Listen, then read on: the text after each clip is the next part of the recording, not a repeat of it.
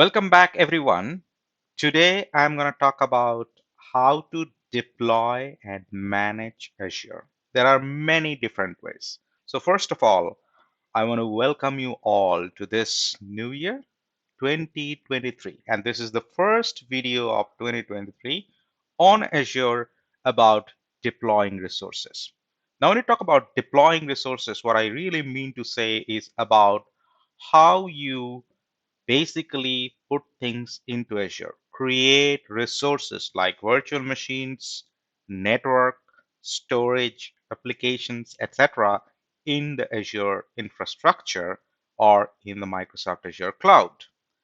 And as you see that I have listed down a couple of the ways, but beyond that, there are many other ways by which you can do things, but let's focus only on few core ways of doing it.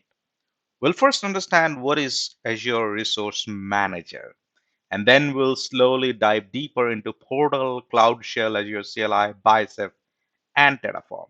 And in this demo, I'm gonna actually walk you through the official documentation and then show you things in the portal and in the tools.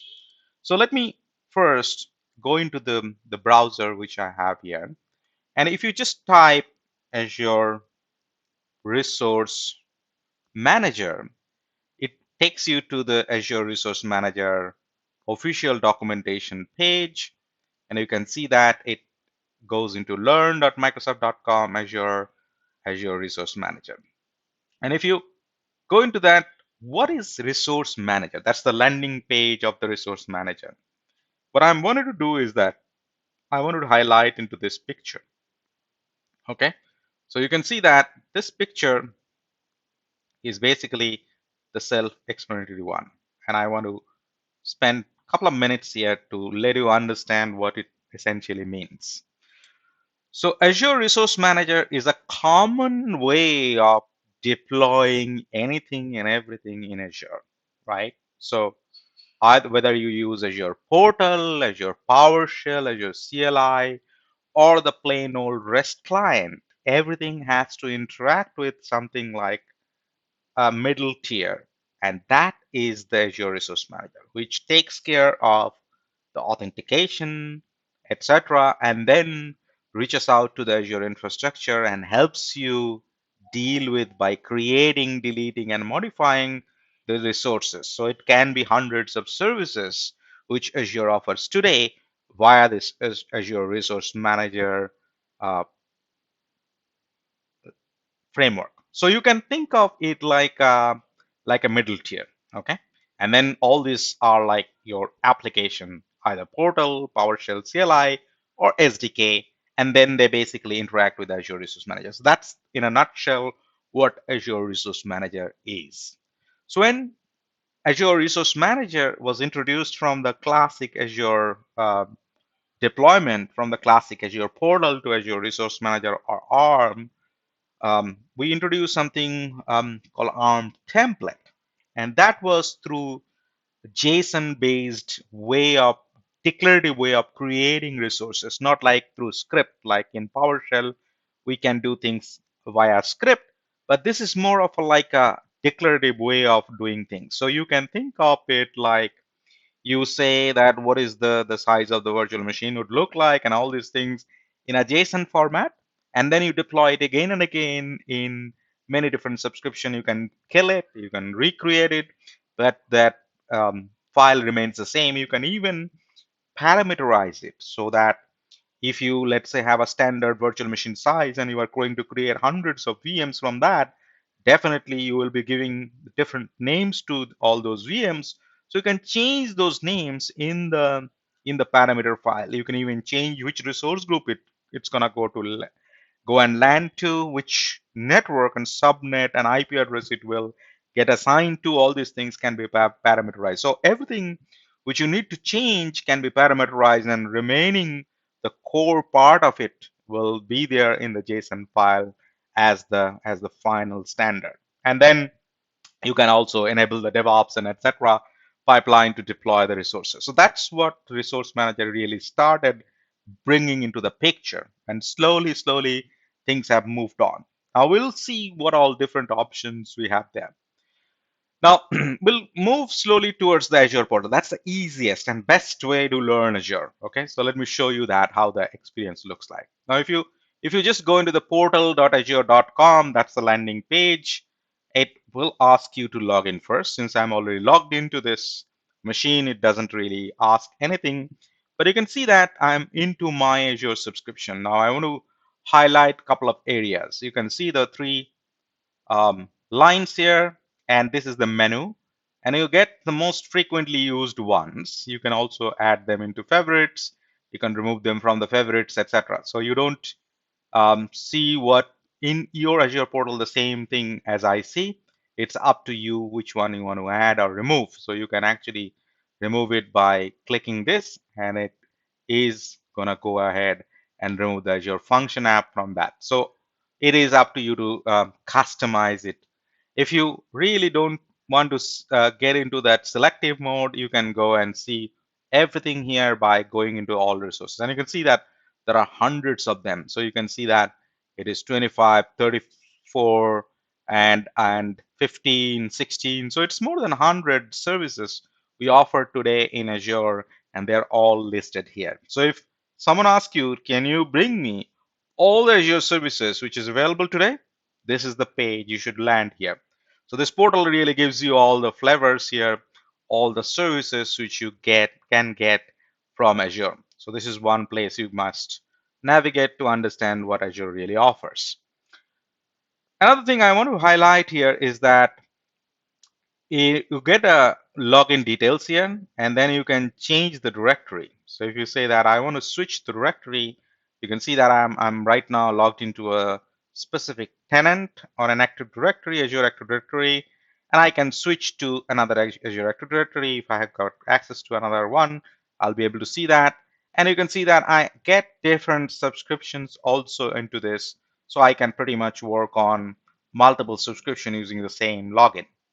I can change the look and feel of this portal. Some people like the dark theme. So you can choose the dark theme and it becomes dark. And you can actually select the theme based on the login. And so that if you are using multiple logins, you know which login you are in. It's quite good and easy to interact with, so that if you, let's say, use one login for your educational purpose, another login for your customer work, you can change the look and feel for both the logins. And then the moment you see that dark theme, you know that it's the customer login. If you'll see the light theme, you know it's your educational portal. So like that, you can differentiate. It's very helpful in terms of identifying quickly on that. And you can also see that, like, I can select what will be my startup directory the moment I log in using that credential, because that same credential can log into two different tenants. So I choose what is my default directory over here, and I can change it depending on whatever directory I have access to shows up here, and I can pretty much change that over here. I also are going to go ahead and see the language and the region. I can select that. So if I want to choose a different language, different regional format, I can definitely do it.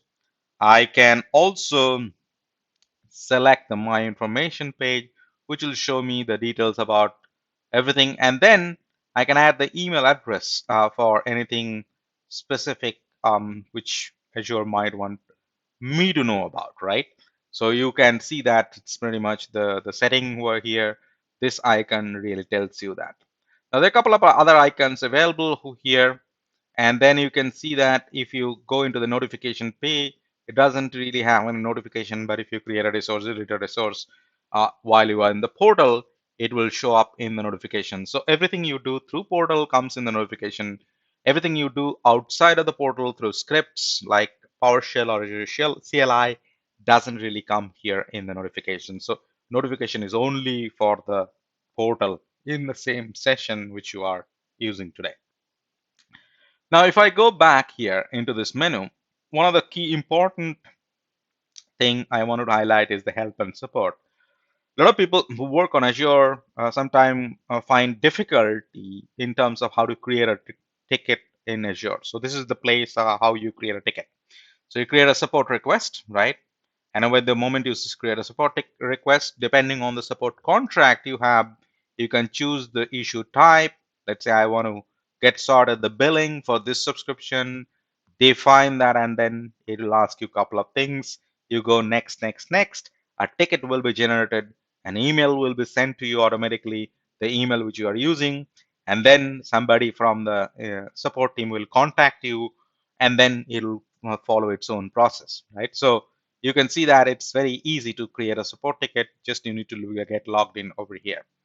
One of the other things I wanted to also show you over here is uh, this one, that is under help and support.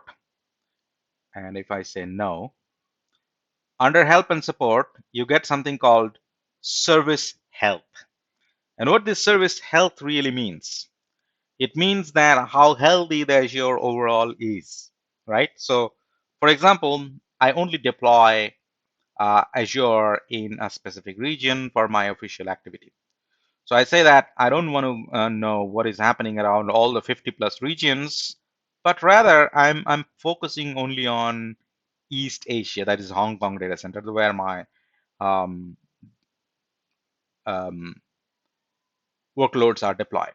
And it looks healthy. You can see that this is healthy.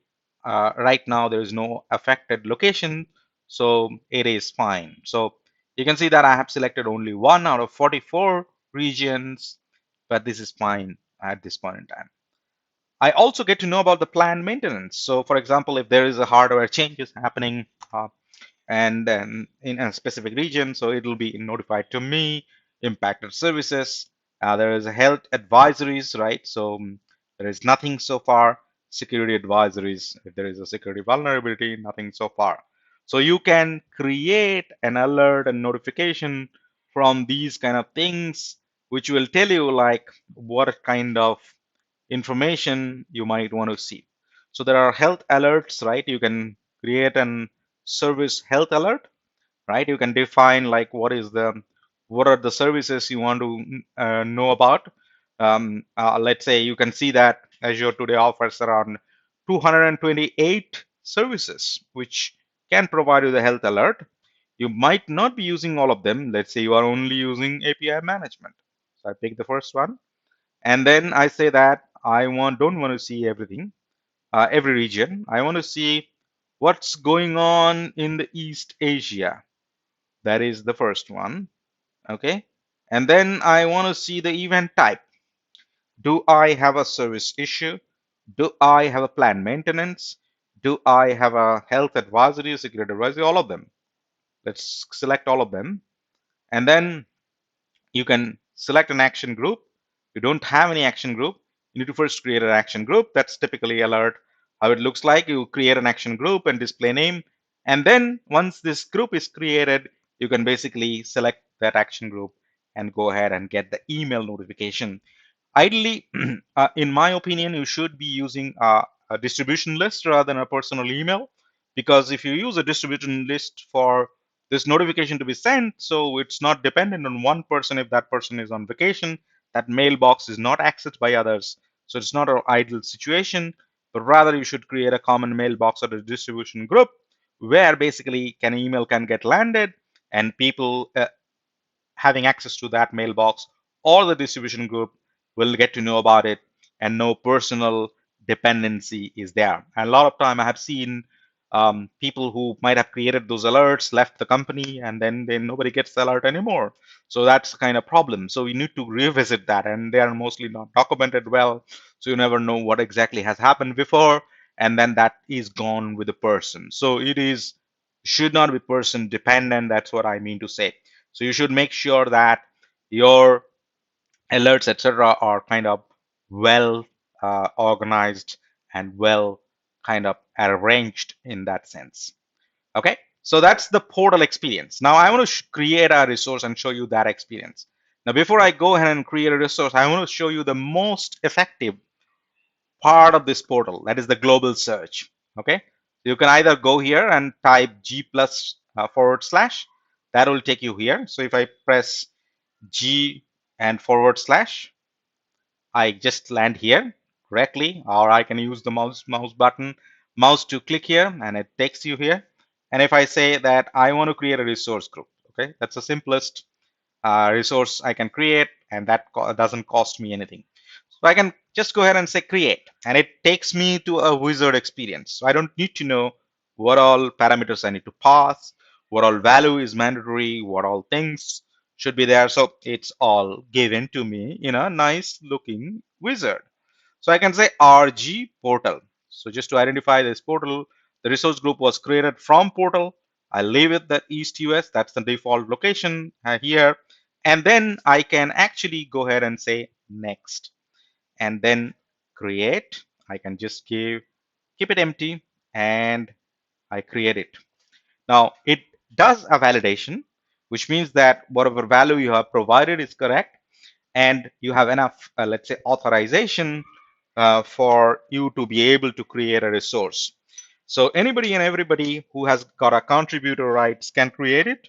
But let's say if you are just a reader of that subscription, you may not be able to create a resource in that specific Azure subscription. So you need to get the specific rights here to be able to create a resource. The moment you start creating and modifying the resources, you need to have a contributor rights, right? And then sometime we can also make you a contributor, but doesn't allow you to modify a certain resource group or certain resource type. Those are generally defined through Azure policies, and they are generally um, they will generally prevent you to create. And that validation step, which you have seen got passed, will be failed, and you will get the message why this got failed, and then can further troubleshoot or elevate yourself in terms of getting the higher privilege, right? So you see that I've got the Azure Portal resource group is created. Right now it is blank. So it's fine, everything fine. I can create the resource from the Azure Portal. Now, one thing I wanted to also show you that I talked about the ARM template, right? Now let me show you that ARM experience. So if you go ahead and let's say go to the resource group, that's another way to create a resource group. If I say RG ARM and I say next,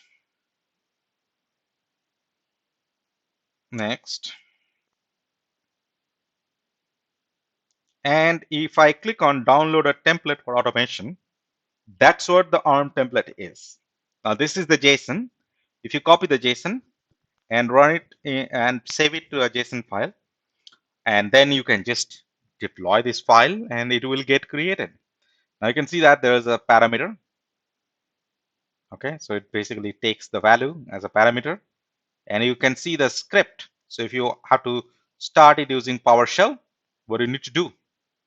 Right, so it basically tells you like what all you need to do to run this template, right? Basically is a documentation. You can even download it. So it basically downloads a zip file. Let me show you that. And this is the zip.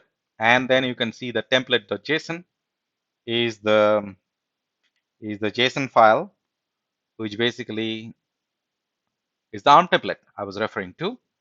And if you see over here, that's where you can modify and change things, correct? So let me see that ARM feature. So you can see that it's a ARM visualizer. If you have multiple resources created, it'll show you the dependencies, resource trees. It's a nice looking like ARM viewer. Usually it's available as a Visual Studio Code extension. So we'll come back to that later, but this is what ARM looks like. So if you have to create a resource group through a DevOps pipeline by automation, uh, Azure Resource Manager template or ARM template is a JSON way of doing it, and you can pretty much do it just like a declarative way. It's not script, by the way. So it's not the script. It is the declarative way of doing things. Infrastructure as a code. Okay. So let me minimize it, close this, and I go back to the second part of the demo. That is CloudShell.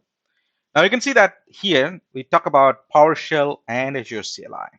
Okay. Depending on how often you want to access it, how frequently you want to work on, or do you have enough, let's say, rights to install the package, you can pretty much install both Azure PowerShell and Azure CLI to your local machine. So if you click on or search for Azure PowerShell, it basically takes you to the Azure PowerShell documentation. And in fact, in the documentation, it basically, let's say I want to search for Azure PowerShell shell install. Okay, if I go ahead and type that, and it basically gives me an option how I can install the Azure PowerShell. It's a fairly simple one, right? You just need to open the Windows PowerShell in admin mode if you're using Windows. You can also install PowerShell as a PowerShell core, right? So you can see that these are all well kind of documented. So you can follow along and install Azure PowerShell. What I don't like about it is that it I need to keep myself up to date, right? So what I essentially love about Azure Portal is that Azure Portal does give you an access to an already installed and configured PowerShell machine. That's called through shell.azure.com. Okay, and sometimes it is known as CloudShell. So this is one way of working with Azure PowerShell without installing anything to your local machine. So imagine that your corporate machine doesn't allow you to install anything to that. You do not have a local admin rights, so you cannot install anything. So in this case, you can have this Cloud Shell, and it's a browser-based experience. So you can switch between PowerShell and Bash. If you switch to PowerShell, it basically will take you to this mode, and then you'll be able to um, work here and then see that it is kind of opened up, and you can see that it is authenticated to already authenticated to Azure, and it's connected to the Azure drive. But if you're using a local PowerShell installation, then you have to use the login. So you have to first log into the PowerShell session. And there's a small command to do that. So if you are not using that, you are using CloudShell, then because you are logged into the browser already, it doesn't ask you to log in again. So PowerShell is auto authenticated because you have already logged into the Azure portal. So that's the Cloud Shell looks like. Now let me show you a couple of things. So the PowerShell really gives you the ability to create things by yourself. So if you think of like PowerShell mode and then you want to connect in a normal desktop, so probably you have to use something like connect AZ account, and that will basically ask you to log in. So you can see it's not supported in this session because this is already logged in. So it's fine. But that's the command you need to run if you're using local PowerShell. Now let me switch to the another interesting part of this demo. That's where we talk about Azure Drive. Now let me show you. Get PS Drive. If I run this, so these are the drive mapped to this PowerShell session. And one of the drives is Azure, and that's provided by ships, right? And then you can see that it is an Azure PowerShell drive for Azure. What is significant here? I can switch to this drive, saying that Azure, and then colon. If I go into that drive right now, I'm in Azure drive. And what it gives me, an ability to navigate through my subscription. So I've got a couple of subscription access. So you can see that I got 2 access. Now I can switch, just like a file folder, I can switch to this one called Azure Demo Rejuhosh, and I go into that. And if I say dir, it shows you all the resources I can read from here. If I say all resources, so I can say cd dot slash all resources, and I go here, and if I say dir, and it shows me all the resources. created in this Azure subscription. Just like file folder, I can navigate between the Azure resources. That's what Azure Drive is. Now, if I have to go back one level up, I say cd dot dot cd dot dot. I am right now in Azure. Okay. If I say dir, I get 2 subscription. I go into 1 subscription and then I say cd. I get into inside that. I say dir. I say cd resource groups, and I will be able to see all the resource groups I have in this Azure subscription. So you can see RG Portal is the resource group which I created is visible over here. If I go inside the RG Portal, you'll be able to see the resources inside that. So for example, if I go to RG app services and I go and say there, and it can see that I have got few things created already within that resource group, so they are all visible here. So you can pretty much navigate through these things in the Azure PowerShell mode. Now, a couple of things I want to also show you, because I just need to cd cd home. Yes, now I go back to the home out of that Azure drive. Now, where I can actually see what all command I can say run az command. Okay, there are a bunch of them. Now, I want to create a resource group. Okay, so I couldn't find that command. I don't remember it. So you can do a grep.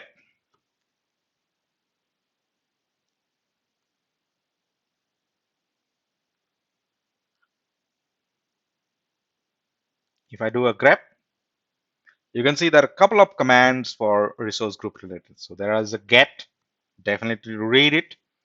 There's a new, that's for creation, and there's a remove, that's for deletion, right? So I can modify the existing one. So let's see how I can create a resource group. So what all command it needs. There is a nice little utility in PowerShell which you can use to navigate through. You can say get help and you type the command and it shows you the help. Now, one of the things is that dash examples, and then it shows you a couple of examples also. So you can actually read that a little bit and then figure out how to do that. And it's a fairly simple one. It takes 2 parameters. One is name of the resource group and the location you want to create, right? So you can choose this to create a resource group.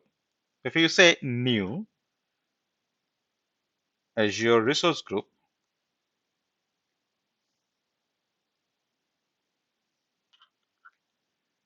resource group, and then the name is RG PS, that stands for PowerShell, and then I put a location as East US. Will it take that US East US? New Azure resource.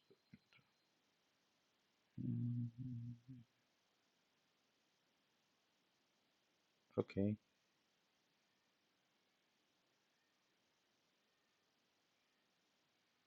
Did I do anything wrong? Azure resource group name is this.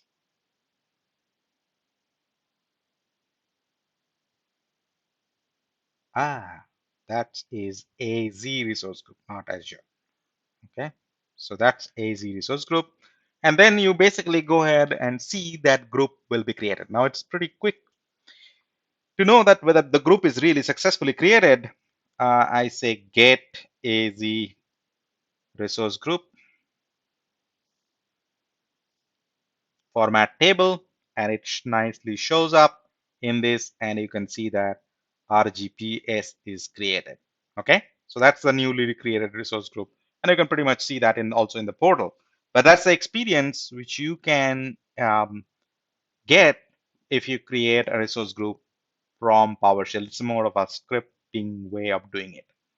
Now let me switch to a bash experience. If you come from Linux background, then you will love it because that's how you have been working so far. And we have got something called Azure Command Line Interface, CLI, that follows that same pattern. Now it uses a command which is already installed here in this called AZ. Now that's the Azure CLI. Okay, so AZ comes with set of commands. If you see that, it gives you the nice little list of commands, and then this is then Azure CLI. If you are using local console, you can install Azure CLI. There's a documentation available how you can install the Azure CLI, which you can pretty much follow and just install it. It's fairly simple. It works in Windows, Linux, and Mac OS. So you can choose anything. Now let me show you the same experience of creating Azure Resource Group. AZ group create, if I do say so, and then I give a name of the resource group called RGCLI, and the location is East US. And it's going to go ahead and create a resource group with the name RGCLI in the location East US. To know whether the group is created or not, I can say group show, and this will show up things in a little bit messed up way. So not show, the list is the list of groups. So it'll show in a messed up way. I can pretty much format it in a table way, which is basically a much more readable option. So you can see that the RGCLI, the last group in this list, is created. So the resource group is ready for me. So the Azure CLI resource group, the CLI can create a resource group. I can pretty much see that resource group. I can even delete the resource group. So let's see how we can delete it. AZ group, delete, name, RG CLI, and it asked me to give a confirmation because something I'm gonna remove it, erase it. So it's always stops me to tell, are you doing the right thing? I say yes, I'm doing the right thing. I know I'm gonna delete it, and it is all intentional. And I just go ahead and delete the resource. Once it is deleted, it's really hard to find it back. Now, what I'm going to do is that while this is going to delete, should not take this long, but while it is going to delete, I want to use this AZ PS group to do something in a Bicep way. So Bicep is a way of, let's say, doing things in Azure. So if you want to deploy resources in a declarative way, not like a complex ARM. So you have seen that ARM template for simple resource group is so huge, right? So you can just see that it's like almost 28 lines of code to create a single resource group.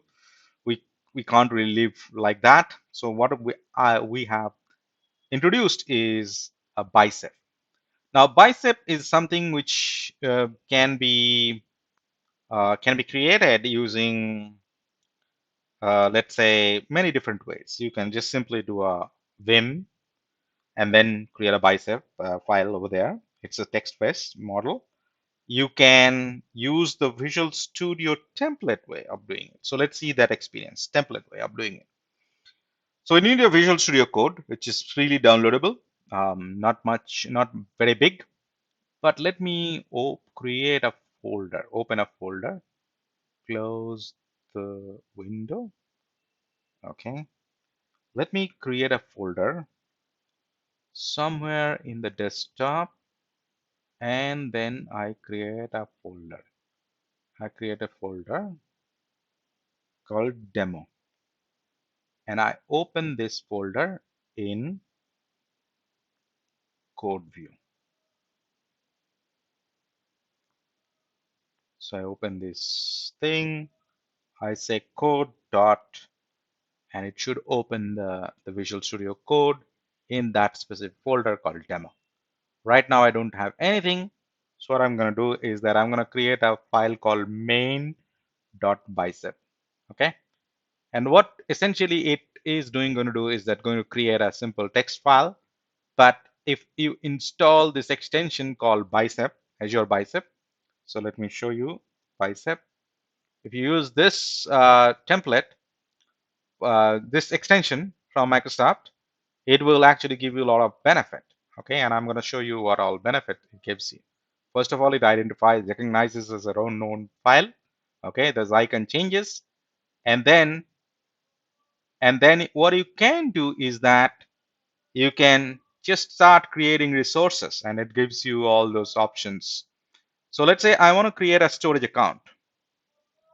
So I go ahead and say resource storage. So if I say storage, and then you see that storage account is kind of ready. Now I have got a resource storage account, and the name of the storage account is WG Store 1234. So that's the name of the storage account. And I can hard code the location or choose a dynamic location. So if I hard code the location as East US, this will tell me that you are doing something wrong. So you should not use this hard coded name. Instead of premium, I will say standard is LRS. So standard LRS is gonna go ahead and give me a cheaper option, right? I just don't want to spend a lot of money showing the demo only. In real production, you use premium, but just for the demo, any SKU is fine. Okay, so I'm gonna choose the one which is cheaper option, a locally redundant services. So you get a different SKU for that. That's the bicep file looks like. Now let me save it. And once it is saved, what I can do, since I'm in the Visual Studio, I need another extension called Azure. So there is an Azure extension available in Visual Studio Code. If I run this Azure extension, I can see most of them are already installed. Okay, so because I use it every day, so it's there. But if it is not there, you can just install the Azure tools, and that will install a couple of additional extensions. So you can see setup extensions will be installed if you use Azure tools. And if you're using Visual Studio Code and working with Azure, you must have this extension there. It's from Microsoft. So it is there. And once it is there, you just need to log in here. So I have logged in using my credential.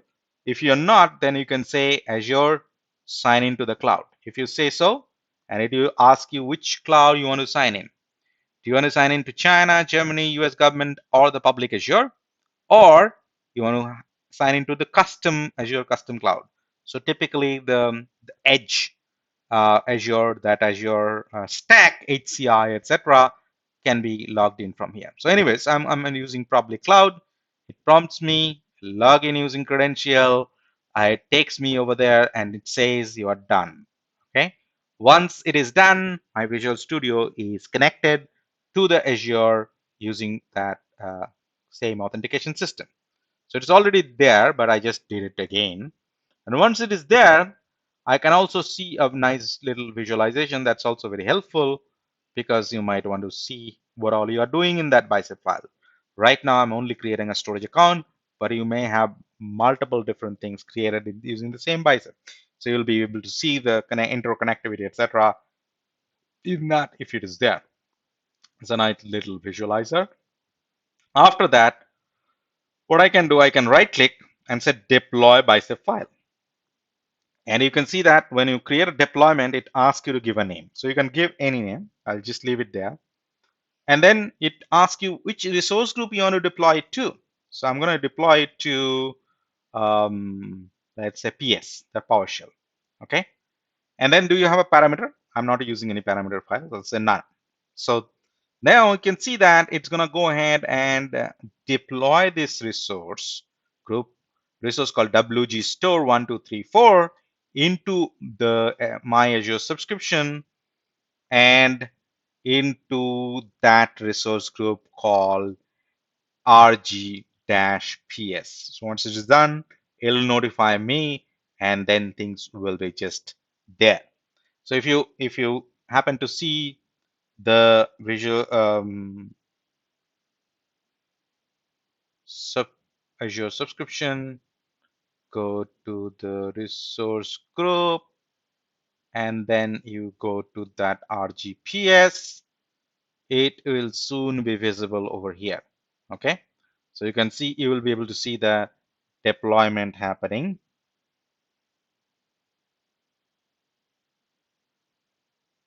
And once this is done, with this, we will be able to understand what exactly happened. So let me quickly check what is the status over here in this. Deployment succeeded for this. All right, that's fine. Let me see if it is not should. Yeah, so you can see that the storage account is now visible. Okay, it's just now created through the Bicep. So that's the Bicep experience. Now let me show you that same Bicep. If you probably would have created a couple of years ago as an ARM, I can just convert it into ARM, and then it becomes an ARM template. I can just show you that the same storage account creation in the ARM template takes about 23 lines. Okay, actually, this is what this part of the actual storage account creation is happening. So it is almost same, but the Bicep is easy to read. It's like YAML format, so you can easily read it, right? Versus it's in JSON, which is kind of extra double quote and etc. Takes a lot of space, additional characters, etc. But it is not very human readable. Bicep is easy, convenient, human readable, and YAML is something which we often use to deploy, like even Ansible uh, and Kubernetes, etc. They all use YAML deployment scripts. So that's the YAML way of doing it. Okay. Now let me close this, both ARM and this. Now the last part of the demo, what I'm going to show you is the Terraform. Okay. So let me create a Terraform. So Terraform, Azure Terraform is a provider which basically helps you build, let's say, a Terraform based deployment. And Terraform is a sort of standard. So let me say main.tf. Give me a name like that, Terraform. And it identifies the Terraform because I have installed the Terraform extension. Okay. And while I'll tell you why I have installed the Terraform extension, and you can see that there is a Azure Terraform.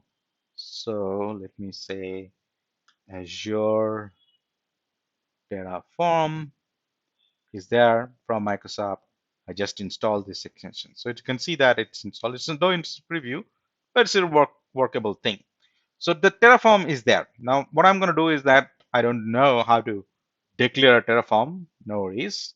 Just say Azure Terraform. If you say so, and then you can say that I want to create Azure Terraform resource group. That's what means that I'm gonna create a resource group using Azure Terraform. And it gives you a little bit of example also. So this is the important part. I'm gonna copy. So this remains same for every Terraform. You can put it in a separate file like providers.tf in the same folder, and it'll be picked up from there. But I'm gonna just put it in the same file. So let me drop it here. That is no special thing. So whatever you create, you need this part. It basically tells you which version you are, what is the provider you're using, what features. So this is mandatory. If you don't do that, it will give you an error. Now, this is the important part where I need to create a resource group. Now, you can see that this example really gives you how to create a resource group. So I'm going to pick this only this part and then modify a couple of the values so that it becomes a bit easier. Okay. So I want to give a location which is, let's say, East US. Okay. And then the name of the resource group is RGTF, stands for Terraform. I hard coded it. Ideally, should be coming from parameter. So this is the core of this Terraform script, which essentially is going to go ahead and create a resource group in the East US region with the name RGTF in the subscription I have got access to. So let me save it. Now this time, what I'm going to do is that I'm going to use it using command palette and say Azure Terraform. Now Terraform has got a couple of steps. First of all, you need to initialize this Terraform. So if you say init, what happens, It just triggers the extension activation, and it's going to go ahead, probably open up the CloudShell, and I say yes, which is part of the Azure Terraform service. The CloudShell, which I was using through browser, gets opened in my local Visual Studio. So this is the subscription I'm going to use. Okay. Terraform init gets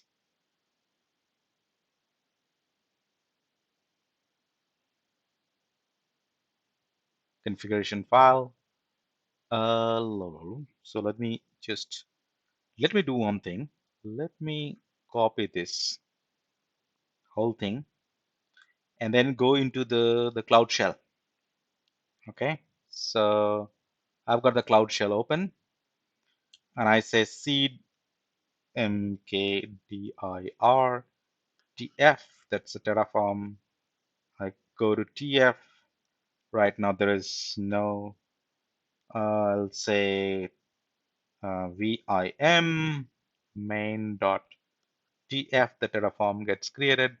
I paste the content of the file and I save it. Okay. Now I should have a Terraform installed here. That's fine. So I'll say Terraform init. And it's gonna go ahead, might give me some problem, but it's fine. So it's successfully initialized. And once the Terraform is initialized, what I'm gonna do is that Terraform plan. I need to save that to a TF plan extension file if I want to continue using that in a DevOps way. But just for this demo, it's fine without having a output file. It'll tell you, it'll complain if you do not have output file. There is no guarantee that the plan will go as is, etc., etc. So that's it. Terraform now is working behind the scene using its Azure REST API and Resource Manager access to do. So you can say you didn't use an out option to save the Terraform plan, hence it might not work. It's fine. Okay, so Terraform apply is gonna go ahead and apply this Terraform into my Azure subscription, and I'm gonna go ahead and create a resource group called RGTF. That is what going to happen after this Terraform is successfully executed, and you'll be able to see a new resource group called RGTF is available in that. It says yes. Yeah, I want to definitely yes. Do you want to perform this action? That means it's going to modify the Azure subscription. You can see that Terraform is able to identify the thing. If I have a Terraform and then keep adding new resources into that, it's not gonna create all the resources. It will take care of the previous resources and only apply the delta changes. That's the beauty of it. Now you can see that new group is created, AZ group list O table, and you will see that RGTF is created. Now Terraform, because you are using Terraform, you can use it even for destroying the resource. So you can say Terraform destroy and just run it, because I'm in the same folder where Terraform is. It basically takes that TF file and destroys everything in that TF file. So if I have only one resource group, it will be deleted. If I have 10 resources, all of them will be deleted. So Terraform really is the beauty of doing infrastructure as a code. It's the ultimate ambition of a DevOps engineer to become a Terraform expert and run the infrastructure deployment through Terraform, and understand how things works. And Terraform really works in every cloud. So it is a, let's say, I say yes, single language of truth. And if you understand the nitty-gritty of Terraform, you'll be able to handle it in all the clouds. So you don't need to know how different other public cloud really works. Once you understand the Terraform, you just use the Terraform, and the specific provider you can change and then redeploy the thing. So you basically go ahead and get to see that. Going to go ahead and delete the resource group from this subscription after this is successfully uh, deployed. So let's see how that looks like after all is successfully done. And once the deployment is kind of completed, I will not be able to see RG-TF anymore into my subscription, right? So that's the Terraform experience.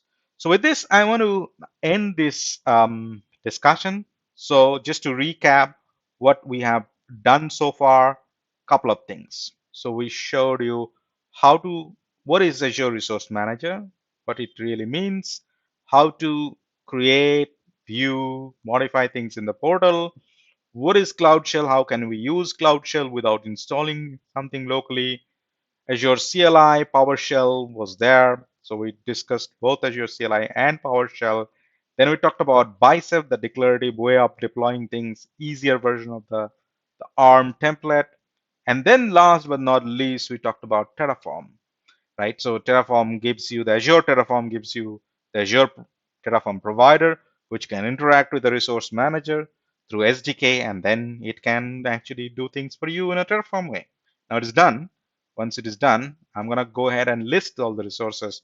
You won't find that RGTF resource group anymore in this list. So that's gone because I kind of deleted it. So with this, I want to thank you and end this discussion and hope you have enjoyed and understood the whole concept of various different ways available today and explore further to do more. And I hope to see you succeed in Azure. Happy New Year again.